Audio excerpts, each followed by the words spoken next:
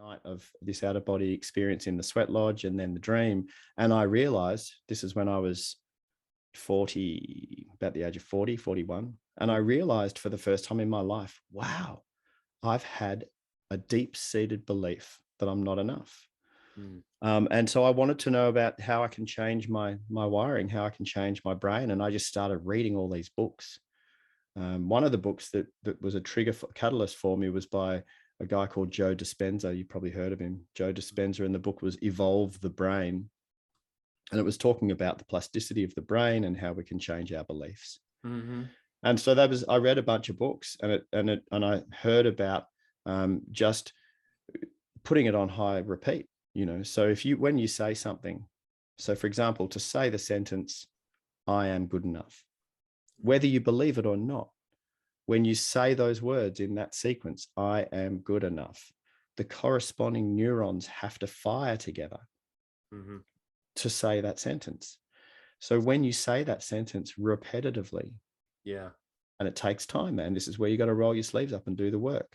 Those neurons start to wire together, which means they're a path of least resistance. So it's a thought that fires as a reflex thought. It fires automatically, right? Yeah. It becomes a belief.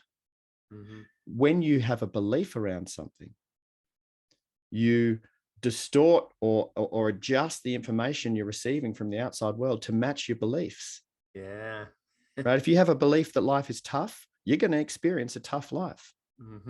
If you have a belief that people are untrustworthy and nasty and out to get you, you will meet people like that. If you have a belief that people are generally lovely and kind-hearted, that will be your experience of reality, right? So our beliefs shape our reality.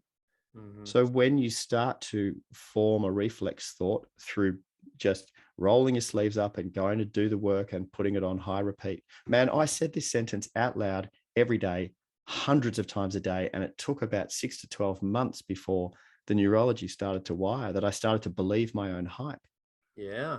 Any moment when I wasn't with someone or I wasn't going to get locked up for being a crazy person, I was out loud over and over again. I'm good enough just the way I am. I'm good enough just the way I am. I'm enough. I'm enough. I'm enough. I'm enough. And I didn't even believe it to begin with. Right. Yeah.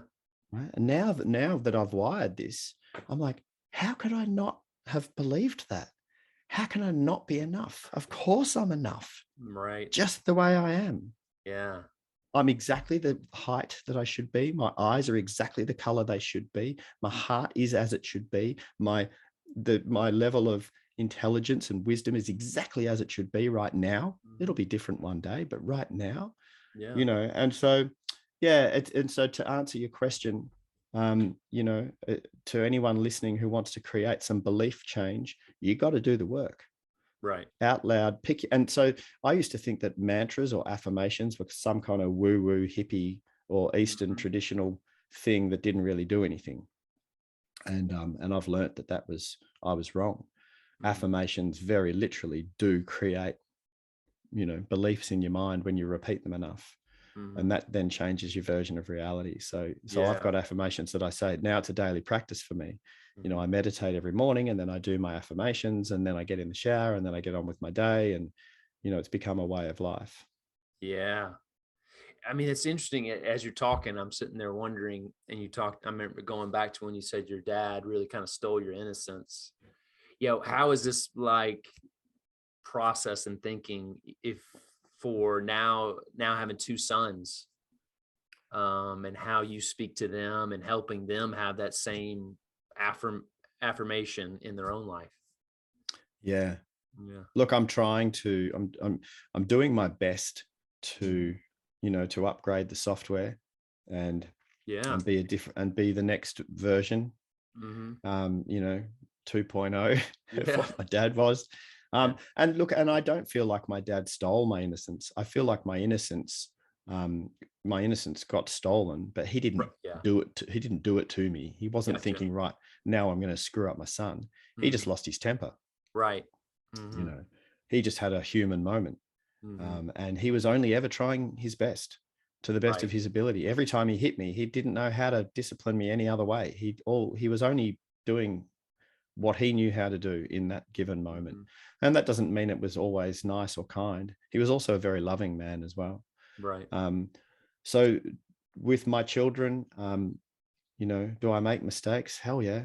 Mm-hmm. Lots of mistakes. But what I've really been, one of the things that I really care about is communication, and hence the book. And I've really tried to establish a relationship with both of my boys, who are becoming young men now. They're 18 and 16. Oh, yeah. Where they feel like they can talk with me about anything, Mm-hmm. and they do. Mm-hmm. And necessarily they'll have some things they keep to themselves, because, that's a part of your sense of autonomy, is that you have your own world. You don't have to disclose everything. But they certainly feel safe enough to talk with me about everything, Mm-hmm. and they tell me what they're up to. And the younger one's kind of like me, he breaks rules, and he tells me, Yeah. hey dad, I've tried this, or dad, I'm thinking of trying that. And some of the things I wish I didn't hear. I wish I didn't know that you've just done that, but you've told me now. But no, we have a beautiful relationship, and the communication is very open and flowing, which is super different for me. For me, with my dad, I couldn't tell him anything. I couldn't tell him I was smoking pot. I couldn't tell him I was, stealing alcohol from his bar and drinking when I was a teenager. I couldn't tell him any of that. I couldn't tell him about my anxieties, about my worries, about my, me trying to figure out life when I was anxious, or down as a teenager. I couldn't tell him. Couldn't talk with him about any of that sort of stuff. Right. Whereas my boys talk with me about all of it. So Yeah. Because I just think it's interesting, just having that thought process. I mean, in my adolescence, I had such poor narratives going in my brain about myself. And right. if I could have someone older to stop, Yeah. You Yeah. are worthy, you are good enough. Like that, Yeah. that helping me train my mind in that context. Yeah. 100%.